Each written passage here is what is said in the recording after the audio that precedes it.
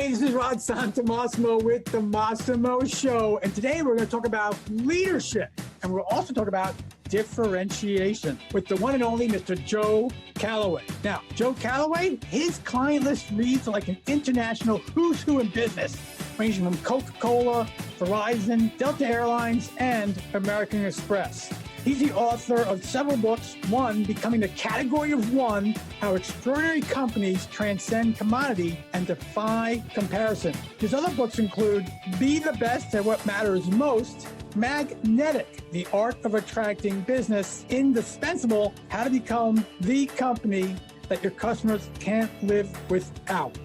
Joe is the founding investor and chairman of the board of the Gilson Snow Company and founding investor and advisor to EVA More, an online event and booking company. Also, he's done several commercial real estate investments. In fact, Joe started his career as a sales manager of a residential firm. So, wow, what a career. Hi, this is Rod Santomassimo, and welcome to The Massimo Show. The objective of The Massimo Show is to share how you can maximize your personal, professional margin. That's right. Let's make more money in less time. Let's turn chaos into clarity, confusion into confidence, and income into real wealth. Along with sharing my insight on how I grew a multi-million-dollar professional business, we're going to bring you the expert advice from a variety of authors, consultants, and thought leaders who will provide the tools you need to maximize your own personal and professional margin. Welcome to The Massimo Show. Joe, welcome to The Massimo Show. Let's jump right into it. You are amazing. You've traveled the world. You are an expert. Should I say you're an expert in leadership? Is that a fair thing to say, Joe? I guess you could say I'm an expert, and we'll put it this way. I'm a good learner, and I've worked with a lot of really great leaders. And so I'm a good learner, and I'm a good observer of what works. And I love passing that on to people. Okay, so before we talk about these observations of what works, let's figure out how you got where you are today. So, Joe, I'm going to take it back. Not way back, but back. Let's talk about teenage Joe. Where was Joe living? Where was he growing up? What were his passions back to those teenage years?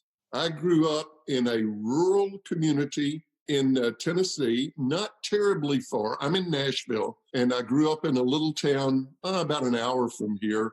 And my passion when I was a teenager is that I was in rock and roll bands. That was just the most fun. Listen, if I could have had my dreams come true, that's what I'd be doing now. If I'd had a whole lot more talent, it might would have happened. Okay, now the audience is wondering, are we talking Kiss? Are we talking big hair 80s bands? What kind of band did you want to be in? Rod, I'm so much way older than what you're shooting at. We're talking late 60s rock and roll. The Doors, maybe? We're talking Rolling Stones, Doors, Beatles, The Who. There you go.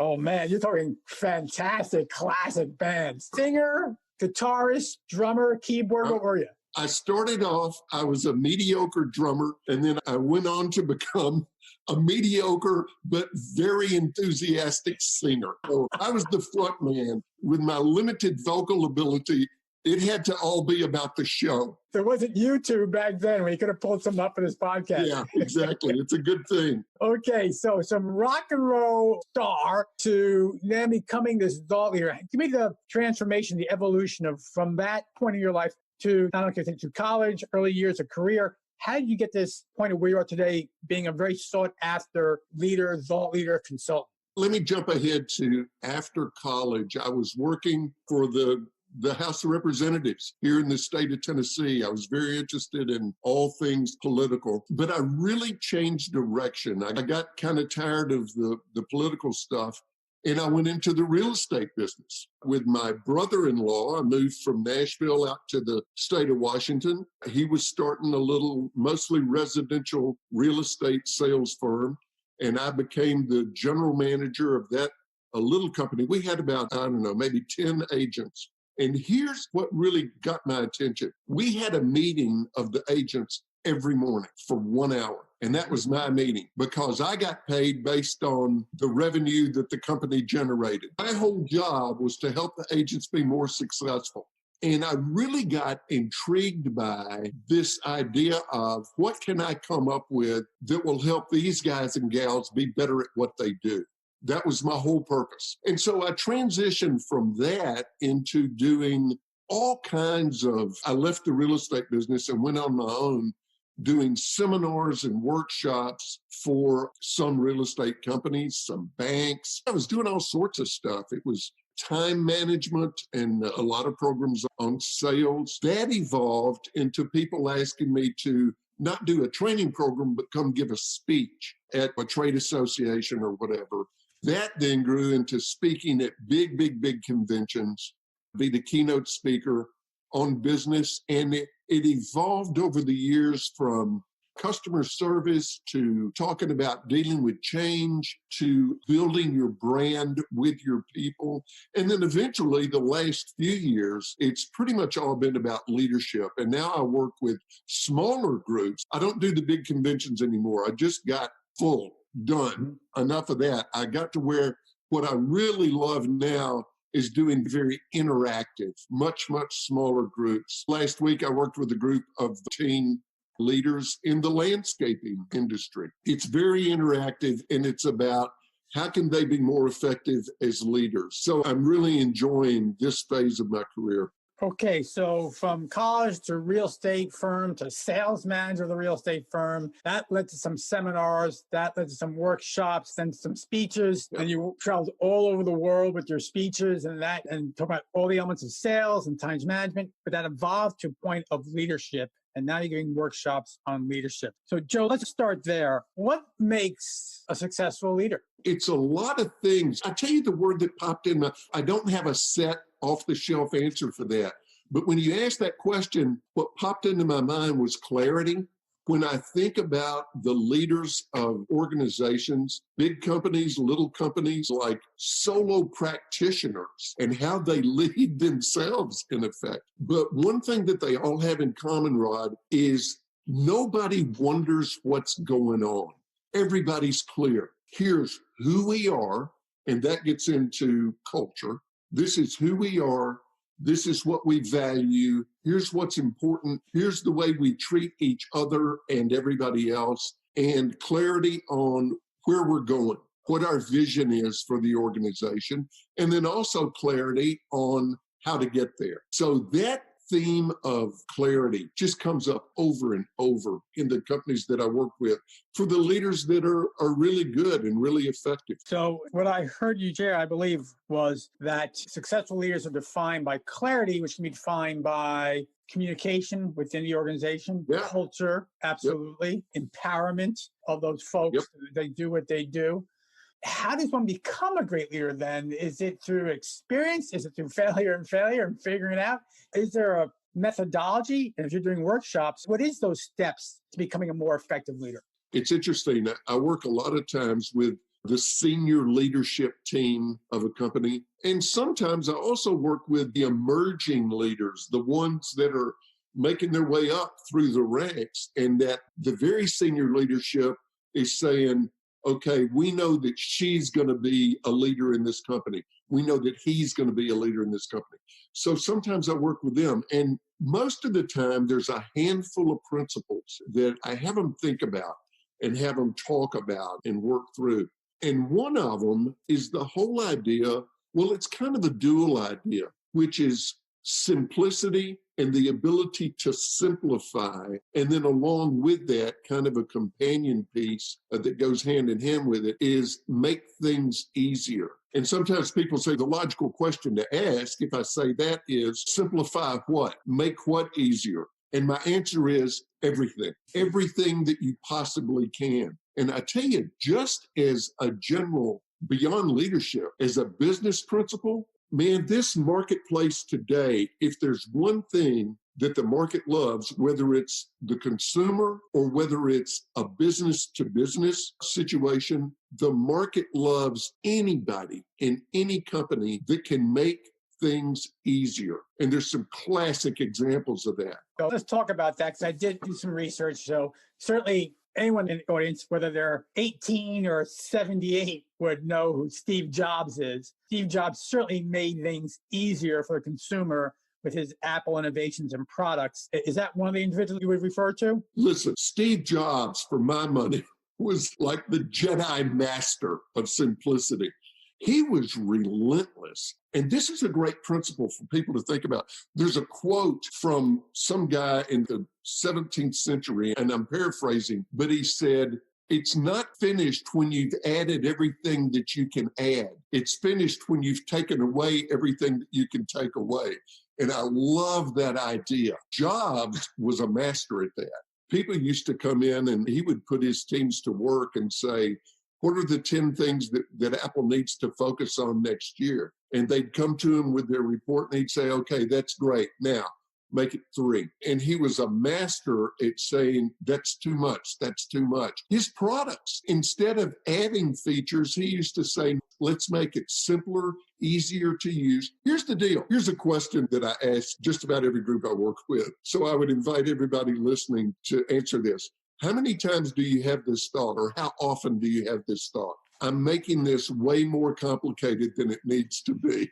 I mean, and I'm the worst. I overthink everything. Well, a couple of things there. You said that we should think, I am making this more harder than it needs to be. I think the point of leadership, though, is most leaders don't recognize they're making it harder than it needs to be. They just think it's hard, right? Why is it so difficult? Why is it so hard? So is that the differentiation of leadership? It's one differentiation. I tell you, you've hit on a real key, because when I talk to a person in a position of leadership and they're kind of struggling and the organization is struggling and it's just hard, they will say things like, "Joe, you've got to understand, this is a really complicated business and we've got 1,000 things that we've got to get right."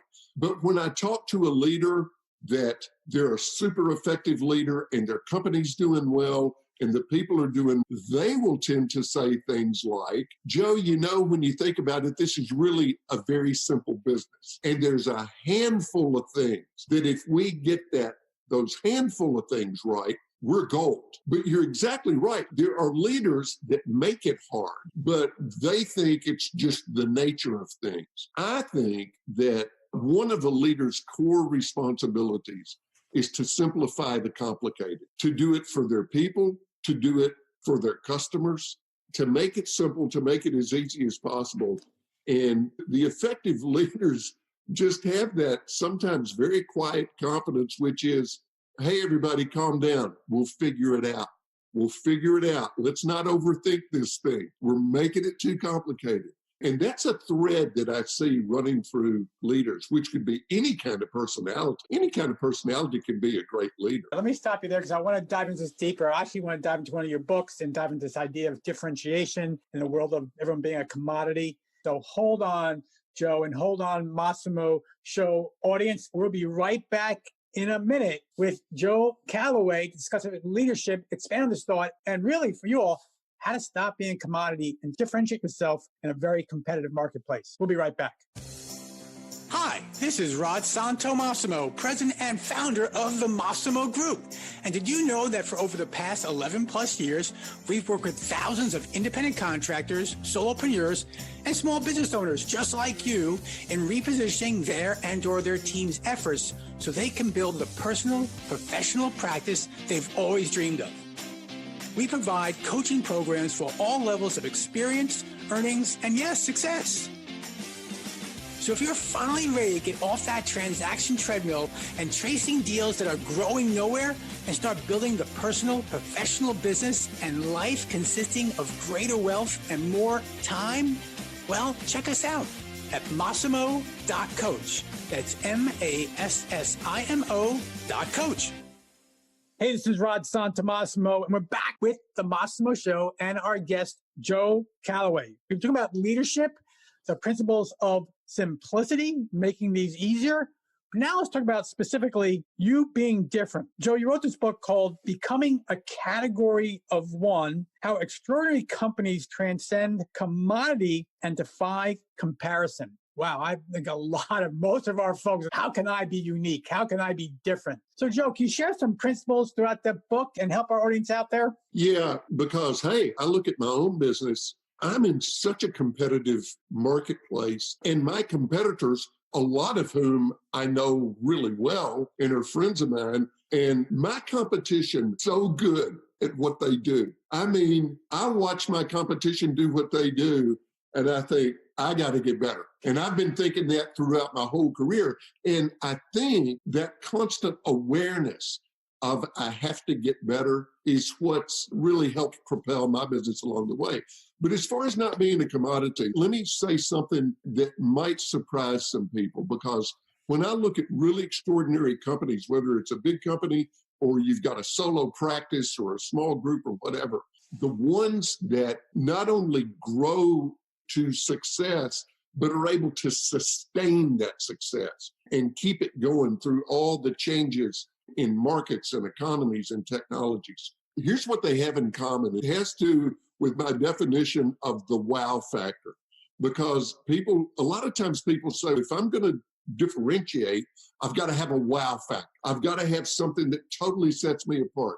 Let me tell you what I think is the most powerful wow factor out there. It's when your customer or your client says, wow, these guys get it right every single time. You want a wow factor, get it right every time. That's the most powerful wow factor out there. That consistency of, I know that when I go to Rod, he's going to do what he said he would do, the way he said he would do it, which matches up with the way I want him to do it. And he does it every single time. That consistency of performance and consistency of excellence. I'm not a big fan of bells and buzzers. I read some leader in a company said this, and it stuck with me ever since. He said, bells and buzzers wear off. Value never does. And so I'm a big fan of whoever creates the greatest value in the marketplace, that's going to be the winner. And if you can keep creating the greatest value, then you'll keep on being a winner. Can you give us some examples? And I love that statement. I want everyone to think about that statement. Again, bells and buzzers wear off. Value never does. That is really, I love that. You have to apply that. You have to apply that. And folks, I know if you've been listening to the Massimo Show, one of our earlier guests, Dr. Mark Goulston, shared with us that there's a difference between listening to. So if you're listening to this podcast, that's great, but you should be listening for.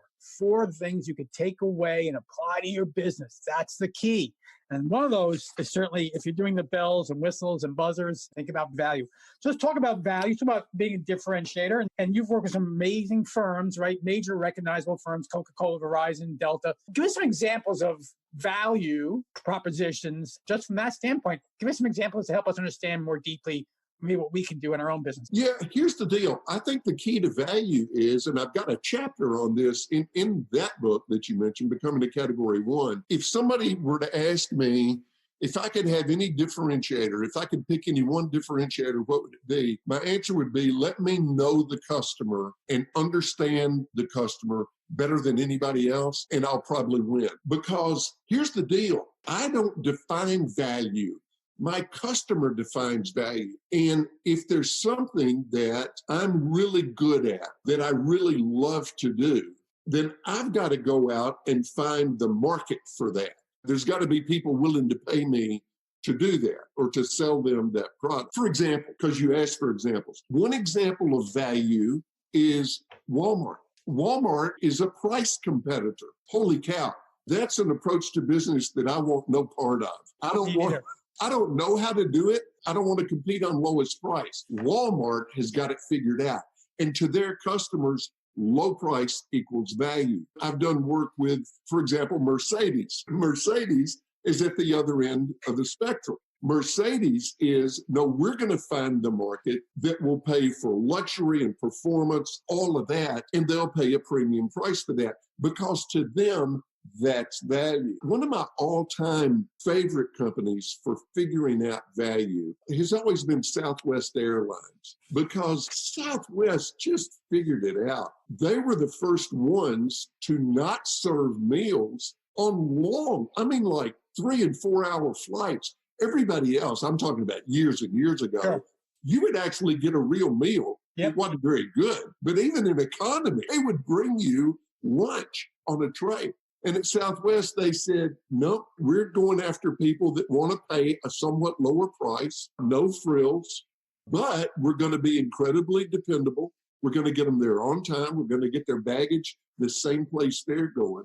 And so it's interesting. There are lots of different approaches to value. Would you suggest that part of the value equation, I think I know the answer, I know it's how I run my company, is truly knowing the audience you're going after, specific message and proposition and everything, the culture, it's all based on that audience? It's based on a combination of three things. The first one is, what have you got that you can make or sell, or a service that you can perform, and you are confident that you do it really well? Then you've got to find a market for that. And then they will have the ultimate vote on whether you do it well or not. I don't get to decide how good I am. The market decides how good I am.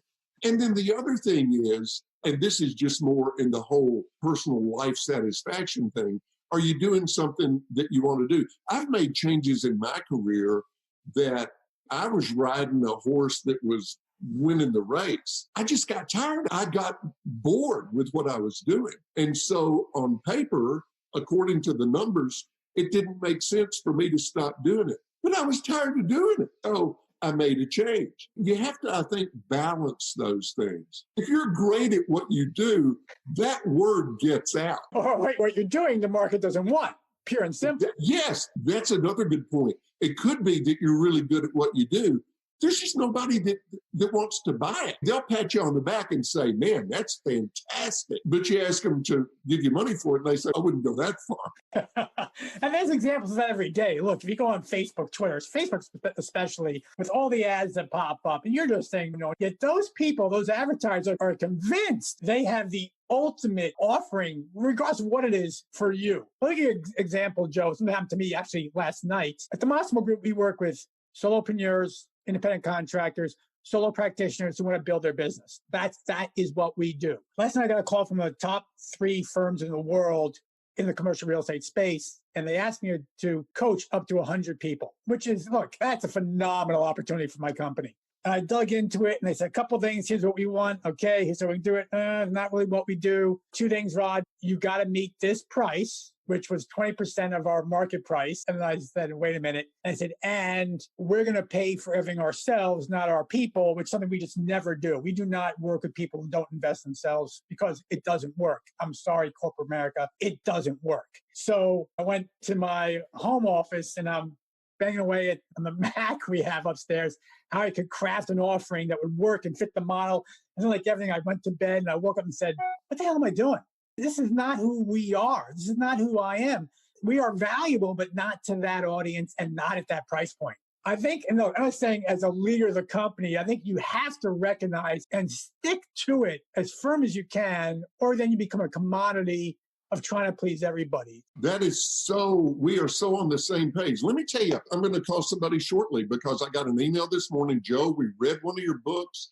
Our whole management team read it. We love it.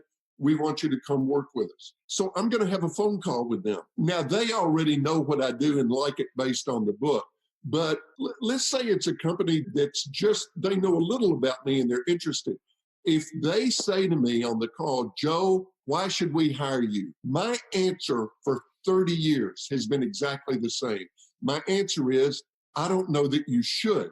Let's find out if it's a good fit for you and a good fit for me. If it is, boom, let's do it. If it's not for either of us, then you need to find a resource that's more of a fit for you, and maybe I can send you in the right direction to do that. What you said was, it's so important to know what to say no to. People ask me, they say, what do you wish you had done earlier in your career? And I always say, I wish I had started saying no earlier, because we've both been in those deals where you get into it, you go, oh my God, why did I say yes to this? Oh yeah, like my father, may rest in peace, he always told me, Rod, sometimes, and that's how I learned, he said, Rod, sometimes the best deal you ever are going to do is the one you do not do. I was like, what are you talking about? I'm going to do everything. And until I finally said no, I realized, wow, freedom, relief, everything was gone. So Joe, leadership sounds like you could be a leader. Let me ask you, can you be a leader and still be a solopreneur, solo practitioner? Oh, I think it's the exact same principles. Clarity, understanding how You can help your company create value. Listen, all the things that the leader of a 20,000 employee company does, a solo practitioner or solopreneur deals with the same factors. It's just obviously on a different scale, but the same basic decision making, how you go to market, what your business model is. Yeah, it's all the same stuff. We'll take a quick break. I mean, quick, folks. Hang on. We get back for our famous 5 factors in 5 minutes. Joe's going to share a little about how he builds his practice. I'm going to ask Joe one last question, and then we're going to let him go. A lot more value coming up. Hold on, folks. We'll be right back with the Massimo Show. This is Rod Santomassimo with the Massimo Show. And, you know, we always tell our clients, our Massimo members, as we call them, that knowing isn't doing. That's right. They have to actually implement what we share to have the impact and then, yes, the results on their business. Now, my new book titled Don't Kid Yourself, Knowing Isn't Doing, Build the Business and Life You Desire, I share many of our Massimo methods that we apply to our clients, and they, in fact, achieve the business and the life that they desire. Now, we had a soft launch of our book and an allotted number of copies back in March of 2020. And you know what? It was sold out within 6 hours. So we're really excited to announce our national launch of Knowing Isn't Doing in October 2020. For information about my new book, Knowing Isn't Doing, please visit knowingisn'tdoing.com. Hey, this is Rod Santomassimo, and we're back with Joe Calloway for this bonus section. If you're a listener to the Massimo Show, you know it's coming up. Our 5 factors in 5 minutes or less to find out how Joe builds and runs his business. And before we let him go, he's going to share with you at least one thing that you can do right away that will impact your business. So it's time to stop listening to, and it's time to start listening for. So here we go. Joe, are you ready? Do it. Okay. Talk about success. Let's start with factor number 1, prospecting. Joe, do you prospect? Absolutely. Every day. And I do that by putting ideas into the marketplace with the goal of people reading those ideas or hearing those ideas and going, we need to get this guy. What forms do you use to get to the marketplace? How do you get to the marketplace? 2. One is books, which do the prospect I got this morning is because the whole management team read one of my books. Books have been a gold mine for me, an absolute gold mine. The other thing is social media. I focus on LinkedIn. That's where real business comes to me. And I do posts, I do short posts, and I do at least a couple of articles a week on LinkedIn. It's amazing and wonderful how often somebody will write me and say, I've been reading your stuff and I want to talk to you about coming in and working with our company. Love it. Okay, let's talk about marketing. Beyond the social media side, how else do you market? I think probably the main way that I market is with my existing client base. I do a lot of staying in touch with them, staying current with them. I do a lot of sending them ideas, but with them, it will be very personalized. I'll read an article and I'll think, oh my gosh, so-and-so in Vancouver, BC that I worked with 6 months ago, he was talking about this very thing. I'm going to send him that article. And I also plant the idea with my clients of who else do you know in your industry that would be interested in this? Love it. Love it. Let's talk about productivity. What's a day in the life of Joe Calloway? How does it work? Yeah, the number one thing that I do, number one on my plate every single day is I do these workshops and I try to practice what I preach. And I'm always, every day, thinking about ways that I can make my product, i.e. the workshop, how can I make it more effective? So I'm always tweaking and changing, and product improvement is my main thing. I spend a lot of time, as I was just talking about, I spend a lot of time writing. I spend a lot of time. Yesterday, I picked up the latest copy of Forbes magazine, and I thought, there's an idea in here that can make me money. I'm going to get in there and find it. I love it. Okay, 2 more. Your platform, software, CRM, tools you use, anything besides LinkedIn, any technology you use? Yeah, I'm really lean on technology. What I tend to rely on, I don't have a formal CRM program, but I've got a system by which I know how often I need to stay in touch with my client base, and I know what the nature of all those touches have been. but it's manual. It's Okay. all absolutely manual. I've shrunk my client base. I don't work with nearly as many customers as I used to, but I go deeper with all those customers. Okay. Finally, partners, team members, virtual, part-time, full-time. What's the Joe Calloway entity like?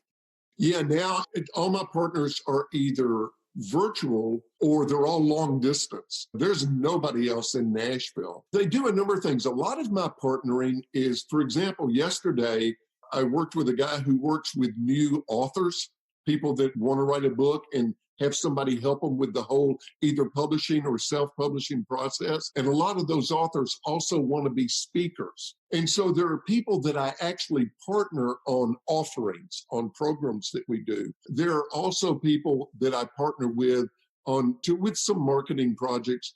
I've also got basically not a coach, but a sounding board, somebody that I bounce ideas off of all the time. And she will, in a heartbeat, tell me how ridiculous the idea is and make me rethink it and look a little deeper. That's awesome. Okay.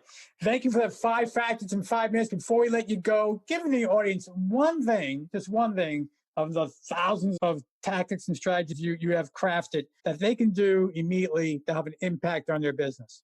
Okay. I want them to look at every customer touch point that they have, from how they answer the phone to their contracts, to their website. That could be a big one. Anything that is customer facing.